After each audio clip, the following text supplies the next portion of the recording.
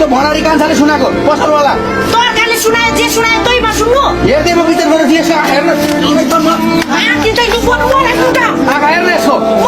मेरो छोरालाई कुट्छौ मैले बढी बढी जन्माएको अहिले पुलपुलाएर यस्तो भएको तँलाई पनि अहिले भेट्छ है कुटा मेरो छोरा दुईटालाई मारिदेऊ यसरी अब खायो बिग्रो भन्दैमा तिमीले कुटेर तिमीले कराएर हुन्छ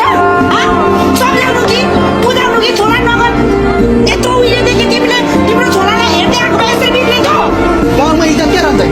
यस्तो आँखा बनाएर हिँड्दैछ यो इज्जत भनेर हुन्छ यस्तो तिमीलाई इज्जत कमाएको भने पहिला छोराछोरी हेर्नुपर्छ कि पर्दैन अहिले बिग्रेर आयो भने एक्कासी कुटेर सप्रिन्छ के गर्नु त्यसलाई सप्रिन्छ नकुटेर के गर्नु त्यसलाई भन्दा सम्झाउनु सक्दैनौ बाबु गर्दामा के हो सम्झाउनलाई सम्झाउनु यसलाई यत्रो टिक्रे भइसक्यो लाठे भइसक्यो कमाउने